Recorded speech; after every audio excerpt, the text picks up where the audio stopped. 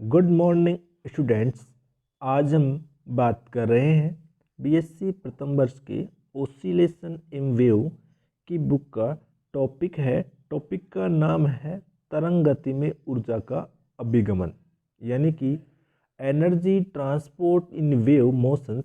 देखिएगा कि जब कोई सरल आवर्ती प्रगामी तरंग किसी माध्यम में संचरित होती है तो माध्यम के एक के पश्चात एक कण कंपन करने लगते हैं और इस प्रकार तरंग के कारण माध्यम के एक भाग से दूसरे भाग तक ऊर्जा का संचरण होता है।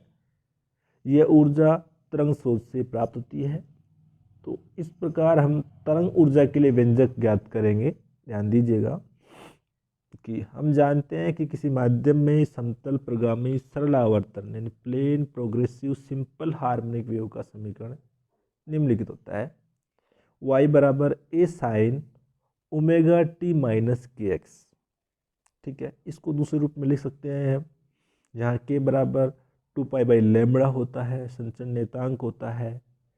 ठीक है, तो इसको हम लिख सकते हैं y बराबर A sine 2π/λ into V T minus X. अगर इसको हम सरल करेंगे तो उसी के समान हो जाएगा ए sine omega t minus k x के। ठीक है, चूँकि ये के हो गया और ओमेगा अपॉन वी बराबर होता है के, या के वी बराबर होता है ओमेगा। ठीक है, तो जो हमारा किसी माध्यम में समतल प्रगामी सरल आवर्त तरंग का जो समीकरण है वो है y बराबर A sine 2π/λ into V T minus X. ये समीकरण डिफाइन किया। ठीक है, किसी समय टी पर माध्यम के उस कण का वेग जिसकी मूल बिंदु से दूरी x है क्या होगा, इसका डेरिवेटिव कीजिएगा टी के रिस्पेक्ट तो del Y upon del T बराबर ए। ठीक है,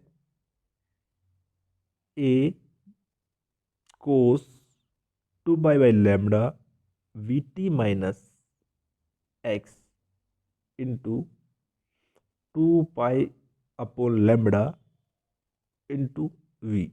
तो हुआ D Y upon D T बराबर 2π/VA/λ cos 2π/λ into V T minus X. इसे भी समीकरण डिफाइन किया। देखिएगा आगे हम बात करते हैं। चूंकि हम बात कर रहे हैं तरंग गति में ऊर्जा का अभिगमन की, तो हमें तरंग ऊर्जा के लिए व्यंजक निकालना है। ऊर्जा की जब बात हो गई है तो चूंकि हम ये भी जानते हैं कि ऊर्जा के लिए हमें क्या चाहिए होता है, जब ऊर्जा की हम बात कर रहे हैं तो हमें 1/2 जो गतिज ऊर्जा की बात करें तो 1/2 mv² होता है। तो हमारे पास में यहाँ पे हमें ये जो विस्थापन का समीकरण था ये से d Y upon D t से हमें मतलब वेलोसिटी यानी v का मान हमने यहाँ निकाल लिया है। अब हम बात कर रहे हैं आगे के चित्र अनुसार। देखेगा कि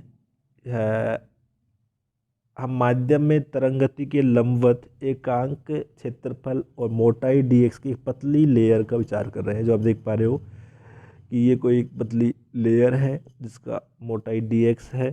ठीक है, इसका क्षेत्रफल एकांक है और ये मूल बिंदु है, इसे x दूरी पर है और v जो वेव है वो वेलोसिटी से इसकी तरफ ऐसे मूव कर रही है। तो इस जो लेयर है उसका द्रव्यमान क्या होगा, क्योंकि इसका जो माध्यम है उस माध्यम का जो घनत्व वो रो है। क्योंकि हम जानते हैं कि द्रव्यमान बराबर आयतन इंटू घनत्व होता है। आयतन होता है क्षेत्रफल इंटू मोटाई होता है। ठीक है, तो जिसका आयतन होगा इसका वो होगा, चूँकि इसका क्षेत्रफल एकांक है, मोटाई dx है, तो dx इंटू 1 इसका आयतन होगा और इसका घनत्व रो है। तो जो इसका द्रव्यमान होगा लेयर का वो होगा dx इंटू 1 इंटू रो, यानी कि रो dx। ठीक है, क्योंकि ये लेयर बहुत पतली है तो माना जा सकता है कि इस लेयर में सभी कणों की वेग एक समान है।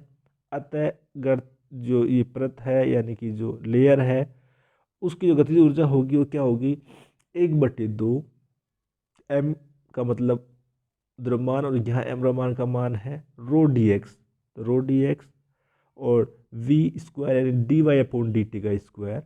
तो k बराबर 1/2 rho dx into del Y upon del t का स्क्वायर। ठीक है, del Y upon del t का मान पुट कीजिएगा समीकरण इससे। ठीक है, तो क्या आता है 1/2 रो डी एक्स 2π VA/λ का square cos square 2π/λ into VT minus X. ठीक है, समीकरण डिफाइन किया है यहाँ पर। क्योंकि हम जानते हैं कि V बराबर एन लैम्बडा होता है, एन आवर्ती होती है। ठीक है, तो इससे कहने का मतलब है कि V/λ बराबर एन हुआ। तो इस समीकरण को हम इससे थोड़ा सा सुधार कर सकते हैं या फिर सरलीकृत लिख सकते हैं। K बराबर 1/2 रो डी एक्स 2π NA का square cos square 2π/λ VT minus X, इसको डिफाइन किया है। चूँकि हम जानते हैं कि किसी कंपनशील कण की कुल ऊर्जा जो कि उसकी गतिज ऊर्जा तथा स्थिर ऊर्जा का योग होती है, स्थिर रहती है। यदि स्थिर ऊर्जा शून्य रहे तो गतिज ऊर्जा अधिकतम होती है, और यदि गतिज ऊर्जा शून्य रहे तो स्थिर ऊर्जा अधिकतम होती है। यानी कहने का मतलब ये है कि जो टोटल ऊर्जा है वो sum of kinetic energy and potential energy.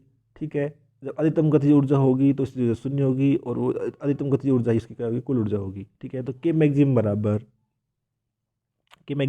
1/2 rho D X 2π NA का स्क्वायर, या इन्होंने क्या किया है, cos square 2π/λ VT minus X का मान क्या किया है, अधिकतम मान क्या होता है, 1 होता है, और मैक्सिमम की बात करें तो इसको हमने 1 कंसिडर कर लिया। ठीक है, देखिएगा आगे, क्योंकि अधिकतम गतिज ऊर्जा के मैक्सिमम संपूर्ण ऊर्जा बराबर होती है, अतः कुल ऊर्जा ई बराबर के मैक्सिमम बराबर 1/2 रो डी एक्स 2π NA का स्क्वायर।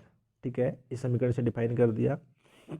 अतः किसी क्षण लेयर की स्थिति ऊर्जा U बराबर संपूर्ण ऊर्जा माइनस उस क्षण गतिज ऊर्जा। ठीक है, तो अगर उसकी स्थिति ऊर्जा हम निकालें तो वो क्या होगी, वो होगी U बराबर टोटल एनर्जी माइनस उस समय उसकी काइनेटिक एनर्जी। ठीक है, तो 1/2 रो डी एक्स 2π NA का square minus 1/2 rho D X 2π NA का square cos square 2π/λ VT minus X, ये उसकी ऊर्जा होगी। इसको आप सोल्व कर सकते हैं, तो 1/2 रो डी एक्स 2π NA का स्क्वायर, और कॉमन ले लिया 1 minus cos square 2π/λ VT minus X. इसको आप चूँकि sine square theta plus cos square theta बराबर 1, तो 1 माइनस कोस स्क्वायर थीटा बराबर साइन स्क्वायर थीटा होता है। तो इसको हम इसको लिख सकते हैं 1/2 रो डी एक्स 2π NA का square sine square 2π/λ VT minus X, इसको समीकरण डिफाइन किया। तो ये क्या आई, ये आई उसकी जो लेयर की स्थिति ऊर्जा का मान आया।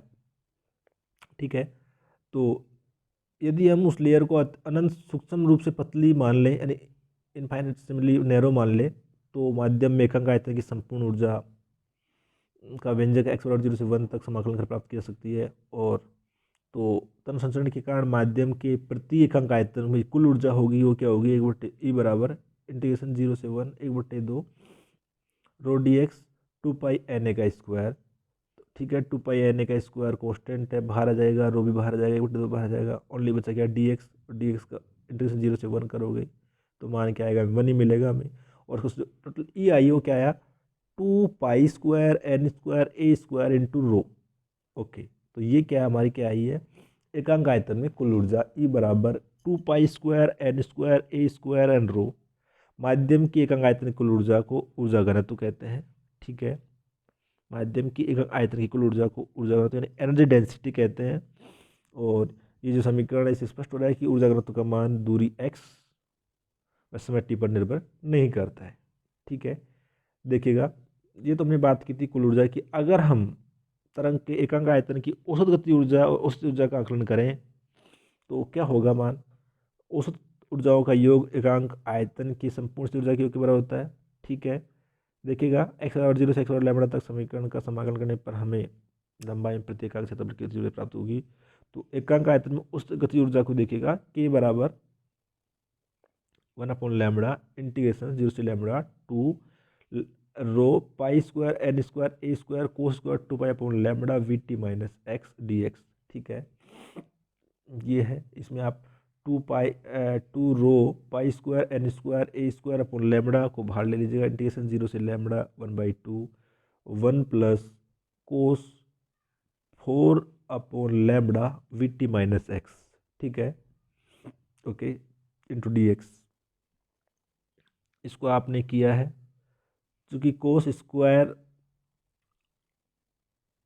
थीटा है तो 2 कोस स्क्वायर थीटा माइनस 1 बराबर कोस 2 थीटा से फॉर्मूलास करेंगे तो 1 प्लस कोस 2 थीटा। तो इसका इस तरह लिख सकते हैं, तो इसमें 2 रो π² N² A² 2 लैम्बडा, तो क्या हो जाएगा, बाहर आ जाएगा, और इंटीग्रेशन करेंगे इसका तो लैम्बडा वाले टर्म का 1 का तो लैम्बडा आ जाएगा, बाकी इसका कोस वाला टर्म क्या हो जाएगा, 0 हो जाएगा।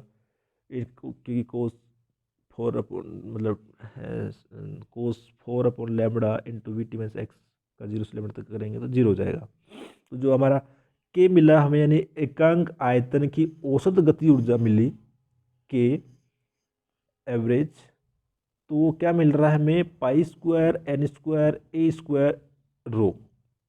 ठीक है, इसका मान हमें मिला है पाई square N square A square into rho. ठीक है, देखिएगा अब हम बात करते हैं एकांक आयतन में औसत स्थिति ऊर्जा की। तो U बराबर 1 अपॉन लैम्बडा इंटीग्रेशन 0 से lambda 2 rho pi square N square A square sine square 2 pi upon lambda V T minus X D X.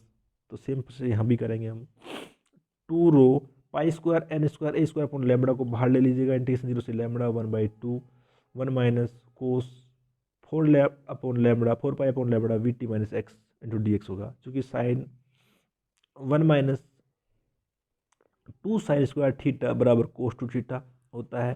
तो 1 माइनस कोस टू थीटा बराबर साइन स्क्वायर थीटा होता है। तो उसको पुट करेंगे तो इसका इस प्रकार समाकलन करेंगे हम। तो हम जानते हैं कि इसकी जो ये वाली टर्म होगी कोस को जे वाली टर्म का, इसका होगा समाकलन 0 हो जाएगा। तो हमें क्या मिलेगा, जो u बराबर 2 rho pi square N square A square upon lambda by 1/2 lambda 1/2 भी है यहाँ पे। तो ठीक है, तो जो फाइनल जो रिजल्ट आया वो क्या आया, और उसका टर्म को चूँकि 0 से लैम्बडा कोस 4 pi upon lambda V T minus X D x का क्या होगा, 0 हो जाएगा। तो u बराबर हमें मिला 2 से 2 कट जाएगा पाई square N square A square into rho. ठीक है, तो एकांक आयतन में जो गतिज ऊर्जा और स्थितिज ऊर्जा का जो योग होगा वो होगा pi square N square A square rho plus pi square N square A square rho बराबर 2 pi square N square A square rho. ठीक है, इससे हम क्या देख रहे हैं, इससे हम देख पा रहे हैं कि भाई एकांक आयतन में जो स्थितिज ऊर्जा का मान और गतिज ऊर्जा का मान क्या है, बराबर आ रहा है। और जो दोनों का योग आएगा वो क्या आएगा, 2 pi square N square A square into rho आ रहा है। और जो ये मान है ये हमारे कुल ऊर्जा के मान के बराबर है, एकांक आयतन कुल ऊर्जा के मान के बराबर है। ठीक है, तो यानी कि यही एकांक आयतन में कुल ऊर्जा है। तो स्पष्ट है कि किसी प्रगामी आवर्त तरंग में संपूर्ण ऊर्जा आधी गतिज और आधी स्थिर ऊर्जा होती है। आगे के वीडियो में आगे की बात करने की कोशिश करेंगे। धन्यवाद, थैंक यू।